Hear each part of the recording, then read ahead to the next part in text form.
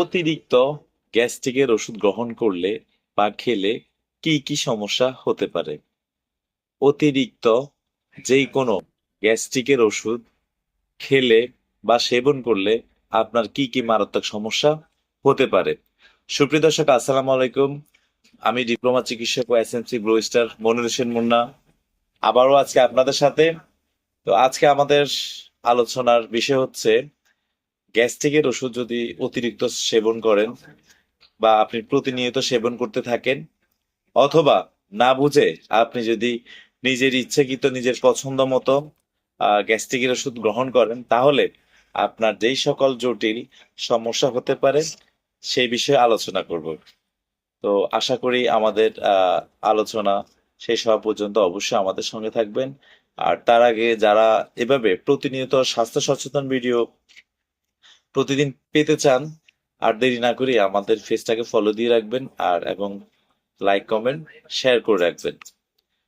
তো আমরা চলে যাচ্ছি আমাদের মূল আলোচনায়।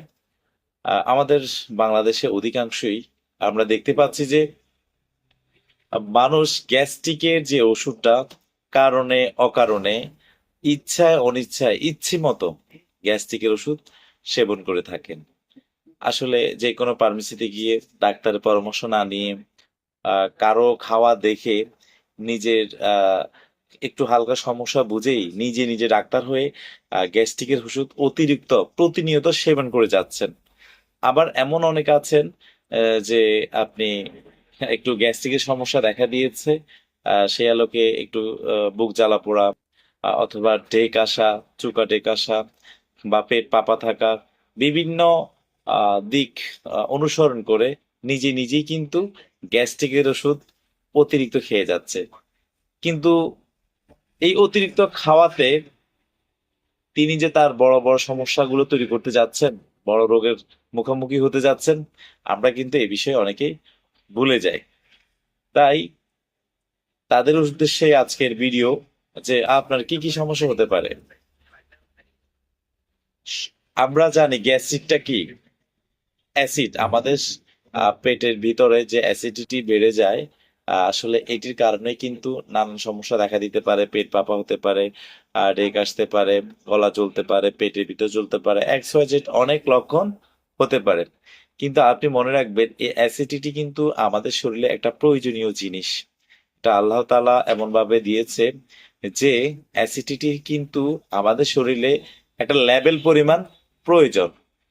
এটি কিন্তু আমাদের শরীরে আমরা যে খাবারগুলো দৈনিক খেয়ে থাকি, এটি হজম প্রক্রিয়ায় বা হজম করার জন্য অত্যন্ত গুরুত্বপূর্ণ ভূমিকা পালন করে থাকে। তো অ্যাসিডিটি আমাদের কিন্তু সবার শরীরে কিন্তু কম বেশি আমাদের পেটের মধ্যে আছে।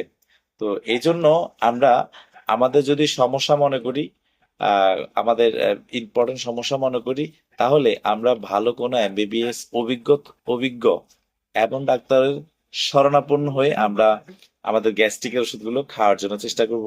তা আমরা এখন আলোচনা করছি যে কি কি সমস্যা হতে পারে। আমরা যদি বলি, সর্বপ্রথম আপনি অতিরিক্ত গ্যাস্ট্রিকের ওষুধ সেবন করলে আপনার অ্যানিমিয়া বা রক্তশূন্যতা দেখা দিতে পারে।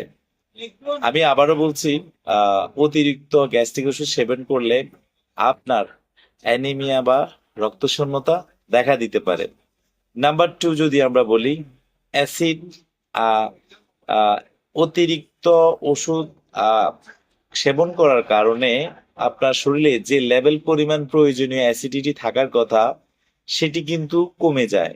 একদম কম, যখন ওই যে লেভেলটা থাকার কথা সেটা যখন থাকে না, আপনার হজম প্রক্রিয়া কিন্তু গুরুত্বপূর্ণ সমস্যা তৈরি হয়। Number number three number three খাবারের সাথে খাওয়া বিষাক্ত ভাইরাস ব্যাকটেরিয়াগুলো বেড়ে যায়।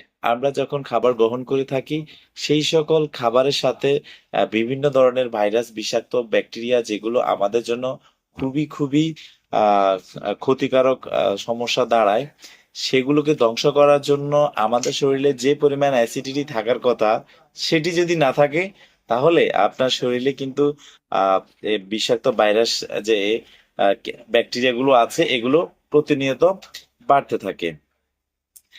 নাম্বার ফোর নাম্বার ফোর হাড় ক্ষয়ের লক্ষণ। আপনি যদি অতিরিক্ত গ্যাস্ট্রিকের ওষুধ সেবন করে থাকেন দীর্ঘদিন, তাহলে আপনার হাড় ক্ষয় হতে পারে এবং প্যাকসার হতে পারে। প্যাকসাটা মূলত যখন একটা বয়স কন্ডিশন হয়ে আমাদের 40 ক্রস করে, 40-এর পর থেকে কিন্তু অতিরিক্ত সেবন করার কারণে হাড় ক্ষয় ক্ষয় হতে হতে একসময় ফ্র্যাকচারে রূপান্তর ধারণ করে। আসলে এই সমস্যাগুলো কিন্তু আমাদের পুরুষ এবং মহিলা উভয়ের জন্য কিন্তু আলোচ্য বিষয়, উভয়ের জন্যই। তো নাম্বার 5 যদি আমরা আলোচনা করি, সেটি হচ্ছে যে পাকস্থলীতে ক্যান্সার হতে পারে।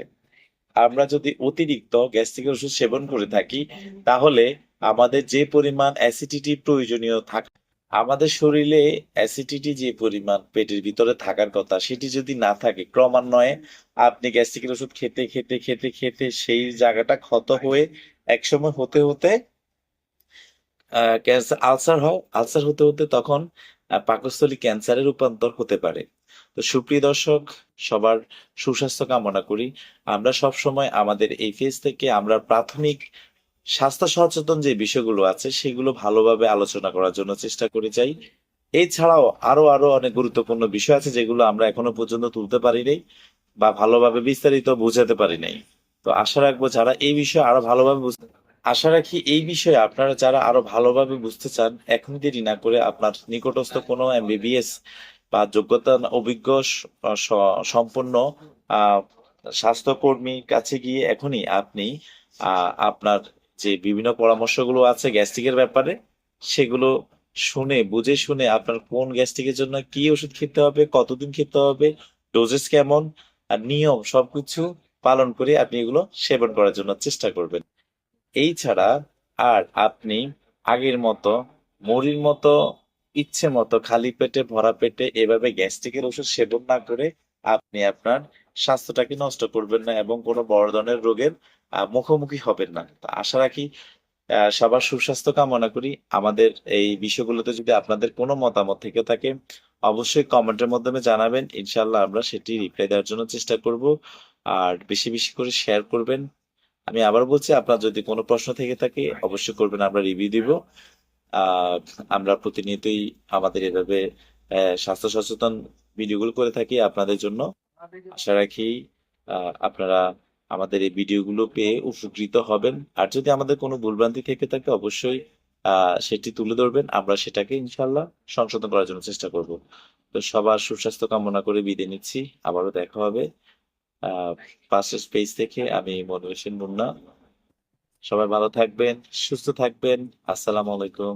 আল্লাহ হাফেজ।